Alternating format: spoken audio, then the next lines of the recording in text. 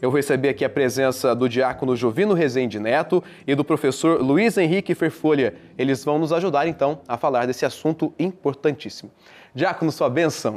Deus abençoe. Também? Bom dia. Obrigado pela presença, viu? Obrigado pela sua Bem-vindo, convite. fique à vontade. Bom dia, José. Obrigado, professor. Tudo bem? Por favor. Muito obrigado, viu, por terem aceito o nosso convite de estarem aqui no Bem-vindo Romero. E assim a gente vai se preparando para uma semana decisiva, importantíssima na história do nosso país, quando a gente escolhe, portanto, os nossos representantes. A gente vai começar essa entrevista lembrando uma frase do Papa Francisco, que tem pedido e muito para que nós, cristãos, participemos da vida da política. O Papa diz assim, abrem aspas, deixa eu pegar aqui a frase do Papa: temos que nos envolver na política porque ela é uma das formas mais altas de caridade, fecham aspas. Diácono Jovino, o que a gente passa a entender dessa frase do Papa Francisco quando fala essa relação de política e de caridade? Em primeiro lugar, nós podemos dizer o seguinte: a maioria do nosso povo não entende bem essa frase, esse pensamento do Papa. As pessoas acreditam que tudo tem que vir, tudo que vem já pronto. Elas não se preocupam com aquilo que cada um de nós temos a obrigação de fazer.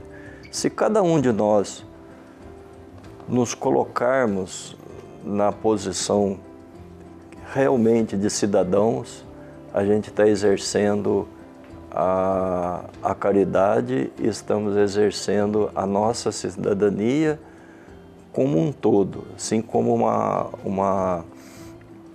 uma fraternidade, um olhando pelo outro. Nós não podemos olhar só para dentro de nós mesmos e achar que aquilo que nós queremos, nós conseguimos. Nós temos que olhar uma comunidade como um todo. E se cada um se abrir no entendimento da política, no entendimento daquilo que é certo, no entendimento daquilo que é ético, nós vivemos uma sociedade melhor. Então a gente pode ter a certeza de que a política é para o bem comum, ou seja, é aquele que foi eleito ou eleita trabalhando em favor do povo. Em favor do povo. E você falando em favor do povo, às vezes a pessoa entende em favor de mim. Ele vai lá no político, dá para o senhor fazer isso para mim, dá para você fazer aquilo para mim, dá para você fazer aquilo outro para mim. Ele pede ajuda para ele e se torna uma pessoa que não é para o bem comum, é para o bem dele. Perfeito, Diácono. Obrigado pela explicação. A gente vai entrar no assunto agora com o professor Luiz Henrique, que eu acho que compete a muito de nós. A descrença na política. E a gente vê que isso está geral no nosso país. Até ontem eu estava acompanhando um comercial que eu achei muito interessante, é de uma rede de lanchonete, e eu dizia as pessoas votando em branco, né? E aí eles ofereceram um lanche em branco, que é no sentido de que como se aquele lanche não tivesse o hambúrguer, não tivesse o recheio. Fica sem sal, fica sem gosto, não dá graça, né?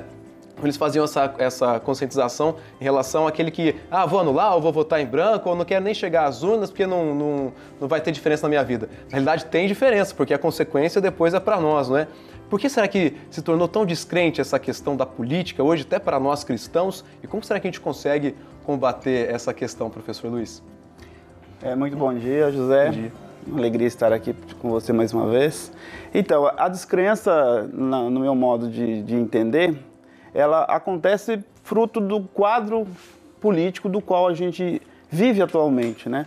A nossa vida política, a realidade com a qual a gente se encontra, ela acaba fazendo que as pessoas, a observarem o que vem acontecendo no país e no mundo, acabem não confiando tanto mais de que a participação mude alguma coisa. Então esse sentimento cresce muito nos últimos tempos e boa parte disso é culpa dos políticos, né, da classe política como em si, que apresenta esses resultados, mas também a gente tem que dizer que isso também é um pouco da falta de participação nossa como cidadãos, que a gente entende que não basta apenas votar na pessoa, precisa acompanhar, precisa estar presente. Então, com esse quadro de políticos que não apresentam formas, como você colocou, que desenvolvem um bem comum, quando isso não acontece, há o descrédito, né? E a população acaba também não participando e delegando apenas para outras pessoas coisas que também são de responsabilidades dela. Por isso que eu analiso que esse quadro que a gente vive acaba trazendo este dado concreto. Interessante ter acompanhado isso nas últimas eleições. O número de pessoas que não comparecem às urnas tem só crescido a cada ano e chega a ser números assustadores, milhões de brasileiros e brasileiras que não votam, né? E será que a gente, por causa dessa descrença, não quer comparecer às urnas? Até o voto é obrigatório, mas parece que nem isso faz com que as pessoas queiram votar, professor. Então, essa é uma observação concreta, né? Cada eleição que vem acontecendo aumenta esse número, mas a gente precisa entender que a participação ela é necessária. Se a gente quer transformar essa realidade, essa transformação passa necessariamente pelo processo de escolha, que é o processo eleitoral. Se as coisas não vão bem, algo precisa ser feito. E não participar é uma forma de você dizer, olha, isso não me interessa. Então, como que eu posso cobrar alguma coisa posteriormente se eu não participo? Então, por mais que a situação política do país esteja nessa situação de descrédito, como você coloca, não participar pode trazer consequências ainda piores. Perfeito, perfeito. A gente tem alegria aqui no Bem-vindo Romero, nesse dia, segunda-feira, dessa semana tão importante para o nosso país, comecinho de outubro, de receber esses representantes aqui da Escola de Política e Cidadania de São José dos Campos, o nosso querido diácono Jovino Rezende Neto e também a presença do professor Luiz Henrique Ferfolha. Diácono, a igreja tem defendido muito, a gente acompanhou isso também no debate promovido pela CNBB, transmitido pela TV Aparecida, em relação à reforma política. O que a gente entende sobre essa reforma? O que será que deve acontecer com o nosso país para a gente até mudar esses cenários que a gente tem discutido aqui no programa? Eu quero, em primeiro lugar, parabenizar pelo debate, foi muito bom, foi muito esclarecedor para muita gente. A gente sabe que muitas pessoas do interior ouvem a TV Aparecida e isso foi muito bom levar essa informação para aqueles que normalmente ouvem outras mídias. Mas a preocupação maior é a pessoa não tem, o nosso povo hoje ele não tem consciência dessa necessidade do seu voto, da sua mudança. Quando nós falamos de reforma política, a gente sabe que nós estamos presos num Congresso que não deixa as coisas acontecerem. A reforma verdadeira que precisa ser feita politicamente dentro do Congresso, ela é difícil acontecer com os nossos representantes que tem hoje. Nós precisamos, o Luiz falou, a consciência de ir à eleição e mudar esse Congresso para a gente ter uma reforma política digna. Às vezes mudar só alguma coisa e outra, a gente não vai conseguir transformar a nossa sociedade. O brasileiro ele precisa estar consciente que precisa fazer uma reforma dentro do Congresso para que a reforma política aconteça. Não somente na propaganda, mas realmente, efetivamente, dentro do Congresso, essa reforma chegue ao que seja realmente necessário. E vai até a questão de eu estar ciente de se eu votei no candidato, acompanhar o que ele está fazendo depois do meu voto. Não é só a eleição de 2 em 2 anos, municipal ou âmbito nacional, mas é continuar essa questão de fiscalização. Então, uma das reformas que tem que acontecer urgente dentro do Congresso é essa. Porque eu até posso acompanhar o meu candidato. Eu votei no fulano e vou acompanhá-lo. Mas eu não tenho ferramentas para acioná-lo, para estar próximo, para cobrá-lo. Não tenho um meio para que eu chegue nele e fale, você me prometeu isso e não está cumprindo isso. Então, uma das reformas que precisa urgente dentro do Congresso é essa.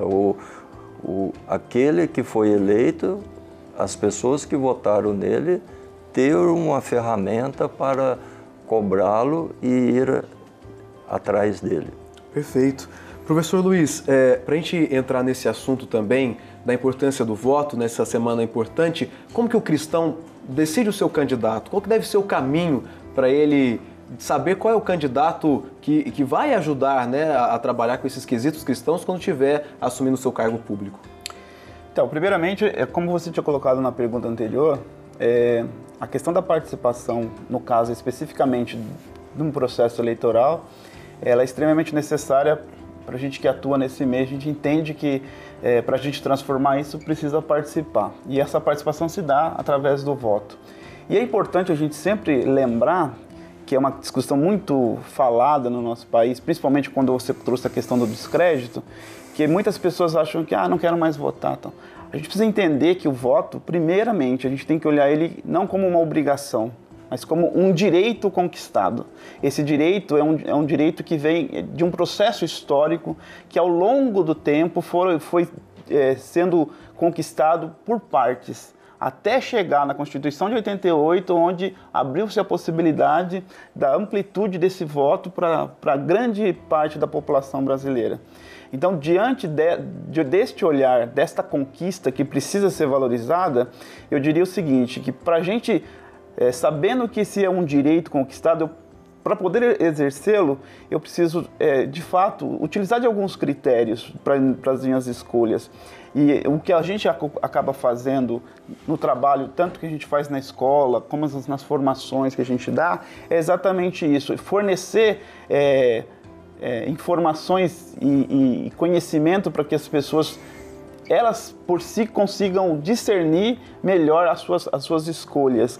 Então, a gente vai se basear no quê? Primeiramente, na questão do próprio Evangelho, né? Ali a gente encontra muita coisa que vai nos ajudar como cristão a decidir. Depois, o que a doutrina social da igreja nos recomenda, né? Ali a gente vai falar da questão da ética, ali a gente vai falar da questão da solidariedade, do princípio do bem comum, que é a base dessa relação de fé e política, está o princípio do bem comum, a questão do princípio da dignidade humana. Então, o nosso candidato que a gente está escolhendo, ele valoriza isso? Ele valoriza o ser humano? Isso é importante para ele nas suas ações, no seu agir de cada dia? Esta situação acontece de fato ou é só palavras? Então, esses conceitos, eles são, eu diria que são a base para as nossas escolhas. A partir deles, a gente já começa a filtrar muitos candidatos que se apresentam nesse momento, né? Ele fornece ferramentas para que a nossa escolha já vai ficando mais refinada, mais precisa, eu diria. O professor tem falado muito, né, Diácono, dessas orientações todas, e é uma riqueza ter a escola da qual vocês hoje estão aqui falando, a Escola de Política e Cidadania, inclusive da Diocese de São José dos Campos. A gente sabe da preocupação de diversas dioceses pelo Brasil e que tem essa preocupação de fato de mostrar para o seu povo os caminhos, né, que a igreja orienta em relação a essa questão da vida social, da política, o contato inclusive, você acompanha na sua tela aí, da Escola de Política e Cidadania. Mas, Diácono, para a gente compreender só um pouquinho dessa escola que a gente está falando, que vocês também representam aqui hoje, o que ela faz, qual é o trabalho dela, só para a gente conhecer rapidamente, quanto tempo que ela já existe? A escola ela existe há 17 anos. A Escola de Cidadania de São José dos Campos é Escola de Política e Cidadania, ou seja, ela leva à prática da política e da cidadania. Não somente da política, mas ela mostra para a pessoa o que é ser um cidadão. Sempre embasado no Evangelho e na doutrina social da igreja. Ela mostra a ética na economia, a ética na política, a ética na cidadania e a ética na doutrina social da igreja. Porque isso que o Luiz estava falando, a ética na doutrina social da igreja, hoje a descrença em tudo que é se falado na mídia, em tudo, a gente abre o nosso WhatsApp, a quantidade de mensagens que tem ali, A descrença na doutrina social, a descrença na próprio aquilo que o Evangelho faz, a escola de política ela traz à luz essas coisas. A pessoa saber o que é ética na economia, o que é ética na sociedade, o que é ética dentro da própria doutrina da igreja. Às vezes, vou dar um exemplo, a gente recebe uma mensagem no WhatsApp da própria CNBB e a gente recebe uma mensagem de um fulano qualquer. As pessoas acreditam no fulano e não acreditam no que a CNBB fala. Então essa é a grande dificuldade, é o grande trabalho da escola em mostrar a todos o que é ser ético dentro da cidadania que nós vivemos hoje. Para que nós possamos ter uma sociedade melhor, a gente tem que viver essa ética. Muito bem. Gostaria muito de agradecer a presença dos dois aqui no nosso programa, de modo especial nos orientando, nos ajudando a compreender a importância do nosso voto. Professor Luiz, muito obrigado pela presença, um abraço para todos lá da escola, viu? Muito obrigado pelo convite. Diácono, muito obrigado pela presença, viu? Eu conversei aqui no Bem-vindo Romero nesse dia importante, nessa segunda-feira, nessa semana decisiva, com os nossos entrevistados, o diácono Jovino Rezende e o professor Luiz Henrique, que nos ajudaram, portanto, a compreender o nosso papel na política e que a gente tem essa consciência de fato numa semana tão importante, não só nessa semana, claro, mas para toda a nossa vida.